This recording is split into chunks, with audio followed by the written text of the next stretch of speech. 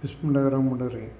தாவூதுக்கும் சுலைமானுக்கும் கல்வியை அளித்தோம். நம்பிக்கை கொண்ட தனது ஏராளமான அடியார்களை விட எங்களை சிறப்பித்த அல்லாஹுவுக்கே புகழனைத்தும் என்று அவ்விருவரும் கூறினர். தாவூதுக்கு சுலைமான் வாரிசானார். மக்களே, பறவையின் மொழியை எங்களுக்கு கற்றுத்தரப்பட்டுள்ளது. அனைத்து பொருட்களும் எங்களுக்கு தரப்பட்டுள்ளன.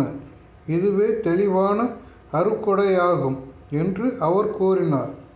ஜின்கள், மனிதர்கள், பறவைகள் ஆகியவற்றின் படைகள் சுலைமானுக்காக திரட்டப்பட்டு அவர்கள் அணிவகுக்கப்பட்டனர்.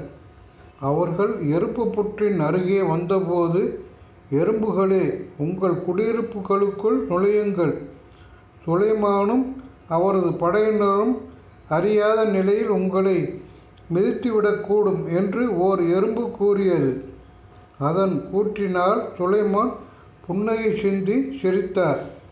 என் இறைவா, என் மீது எனது பெற்றோர் மீதும் நீ செய்த அருட்கொடைக்கு நான் நன்றி செலுத்தவும், நீ திருப்தியடையும் நல்லறத்தை செய்யவும் எனக்கு உதவுவாயாக. உனது அருளால் உனது அடியார்களின் என்னையும் சேர்ப்பாயாக என்றார்.